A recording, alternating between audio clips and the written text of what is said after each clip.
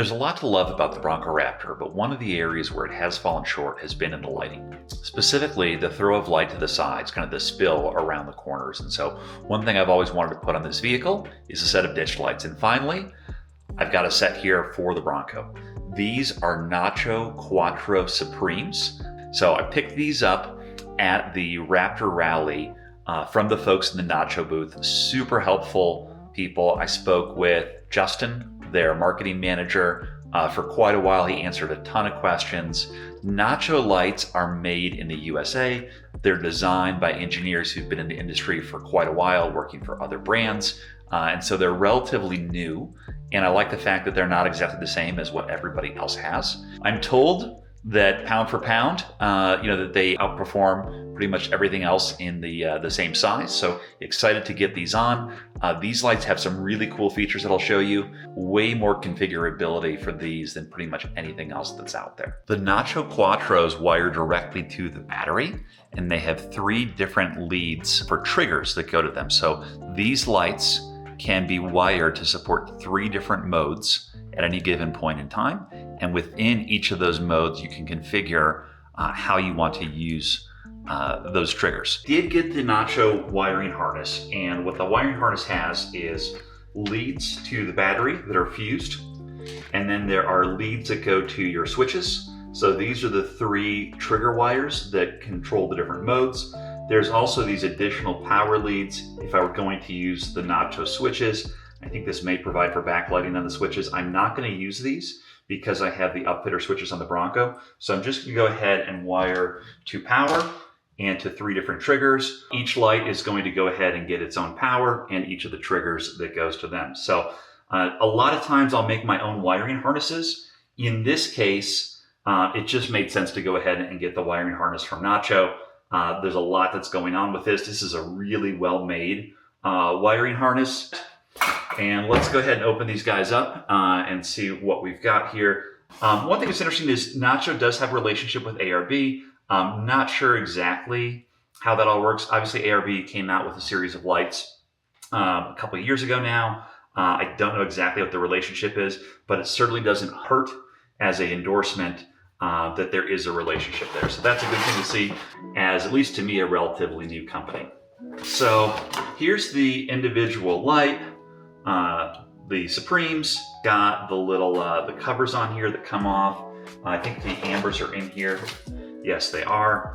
The housing of this can come off, can be painted. So if I wanted to, I could paint this to match the body. I like the black.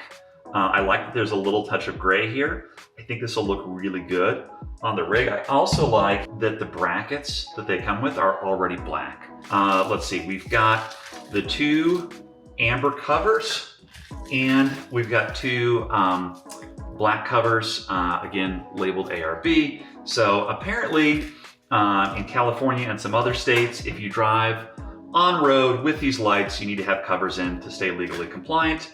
But of course, my rig is not legal in California, so I'm not worried about those.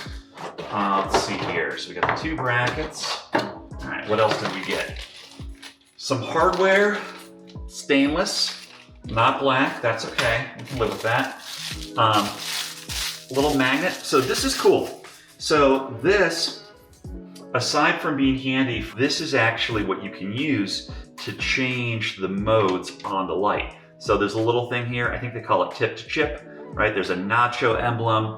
You take the magnet and you tap it in there, and that will cycle through the different modes. So when you apply power through one of the triggers, and there's a priority between 1, 2, and 3, you set each mode with the magnet, and then it will remember the mode you want to use for that trigger. So we'll play around with that once we've got them wired up, but should be really cool. It's a unique feature that they have, and it gives you lots of optionality to make the lights do whatever you want. More hardware, stickers, brochure. Here's the zones that we've got. So we've got zone 1, lower LEDs only, zone 2, top zones 1 and 2. That's what I'm going to use, and the perimeters. So yeah, and we'll just cycle through all the different modes there. So that'll be cool. And then they also show what the priority is as far as triggers 1, 2, and 3 and the precedent that they have. So should be relatively straightforward. I think the biggest part of this is I had to rewire a couple of other things I'd already set up to my upfitter switches just to free up those switches. But I like the fact that it's using the triggers, that they get their power direct from battery. I don't have to worry about tracking the amperages of the upfitter switches, so that's nice. Really a cool product. And let's see what we've got here. Nacho stickers. I mean, it's cheesy. Sorry for the pun. These ones are nice. I like those stickers. And changing your off-road experience. Why is changing in quotes? What are they trying to say there? All right, let's get these mounted. All right, got the Nacho Quattro lights installed, and so far pretty good. It was a bit more work getting them installed than I was expecting. Mounting the light, of course, is quick and easy on the ditch light brackets that I've got, which are RCI Metalworks brackets. I like them quite a bit.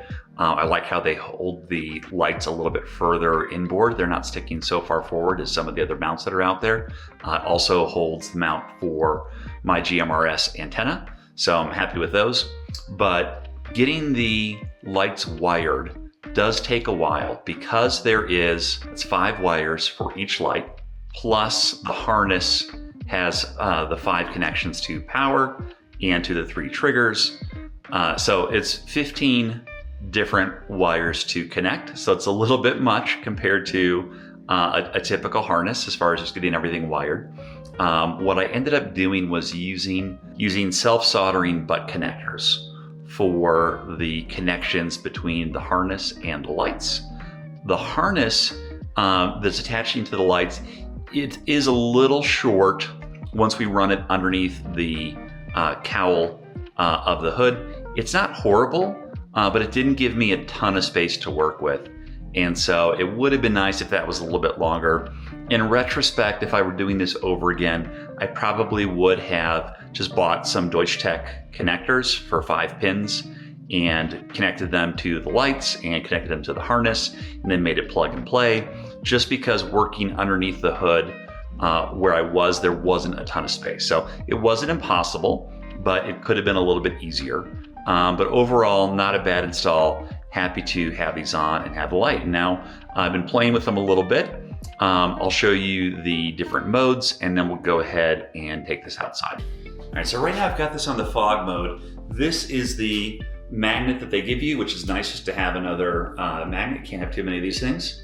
And so what you do is you tap it to the side, the passenger side of the light housing, and that changes through the light modes. So there's quite a few. I'll start here. Mode 1, well, I'm calling it 1. This is all lights on, top and bottom zones, right? And then the second one I think is the same thing, but dimmer, right?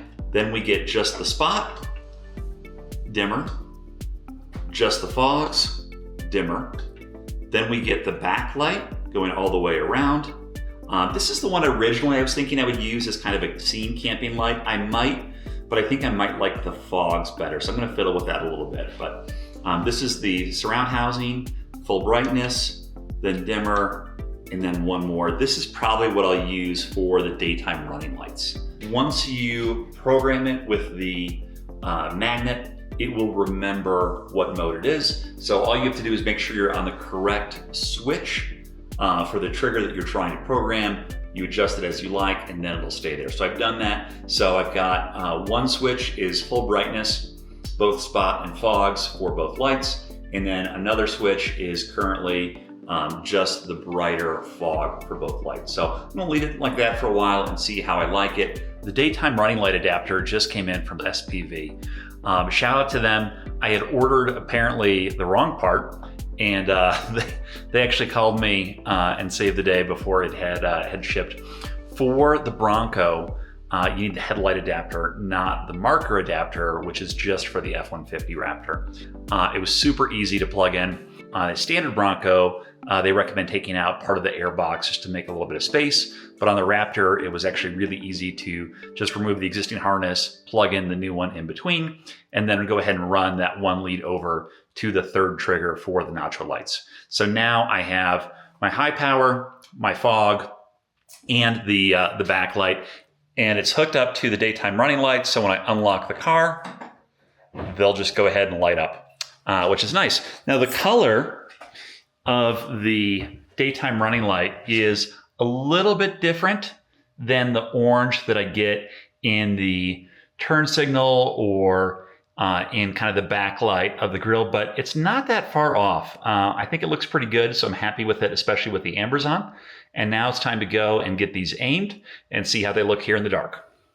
I'm going to go ahead and show you without the amber covers on, because I think you get a better sense of how they fill in some of the lights. So right now, I've got my standard low beams on, my high beams, which you'll see kind of to the end. There's a little bit of a gate there.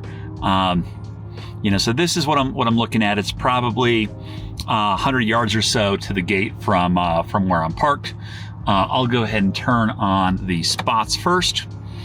So you can see the spot. Well, I should say the combo, right? The combination of spot plus fog adds a lot of light. You can definitely see where the spots are pointing. They definitely, fill in, that particular spot quite well. But they've got a nice fill on the side around. Definitely illuminates a lot more of what I'm seeing. And you'll notice there's a little bit of a gap in between where I've got the two pointed, and that's because I've got my Heretic light bar. So with the Heretic bar and the spot kind of pointed this way, I'm really happy with the penetration of light that I'm getting. So I kind of put the nachos pointed just a little bit to the side, just to kind of widen the spot that I would otherwise get from the light bar. So that's how I had filled those. If I turn off the nachos, you'll see the light bar, even though it's a combination beam and it throws some light to the sides, adding the nachos really just fills that in, and it adds a lot of light around the sides from the fogs as well. Here's with the light bar on. If I just turn on the fogs, this is probably the most useful light, actually, in a lot of ways. The spots pointing out where I need them, the fogs really filling everything in. Whether I've got my high beams on or not really doesn't make a lot of difference. Pretty happy with the fill that we've got there. And when I look out the sides of my car with the fogs on, even though they're not pointed straight at the ditch, it's still enough that I could see where I'm going. If I'm making a tight turn, I'm going to be able to see that switchback. I'm going to be able to see where I'm turning, and that's really the main thing that I wanted to address. I'll go ahead and put the amber covers back in, just so you can see what that comparison looks like. I'll probably leave the ambers on most of the time for daytime running light purposes with the backlights, also just because it's a nice cover. Here again are the nachos in amber. This is the combination of the spot and the fog. Here is just the fog. And with the daytime running light on, you can't really even tell. So one thing I don't love is you get some light out of the side of the housing. At first I thought that was kind of cool, like that would work like the rigid side shooter pros. And it does throw a little bit of light out sideways, but I do see it here inside the vehicle, and I'm not in love with that.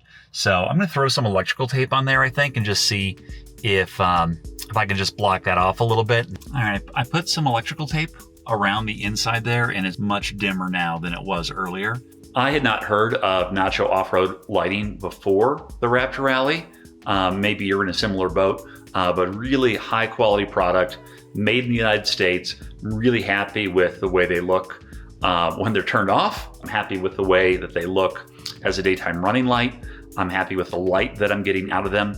I like that they're a little bit unique, and it's not something that everybody else has. I like that they are a low profile design, kind of a small form factor, not too big on the vehicle from an aesthetic perspective. I like that they're not too small either. They're kind of just right in the Goldilocks zone here for the purpose that I had in mind. So overall, just really happy with the build quality of the lights, with the configurability of the lights. I don't need 9 different lighting modes. You might, but it's nice to know that I've got those options. And I like that that they wire directly to the battery, and that the triggers can be low voltage. Big shout out to Justin at Nacho Offroad Lighting for walking me through all the different options and answering a question I had about their wiring harness. Also, big shout out to Sydney at SPV, who helped make sure that I got the right adapter for the daytime running lights. Thanks for watching. Go ahead and hit like and subscribe if you found this at all interesting, if you stuck around this far. Thanks a lot.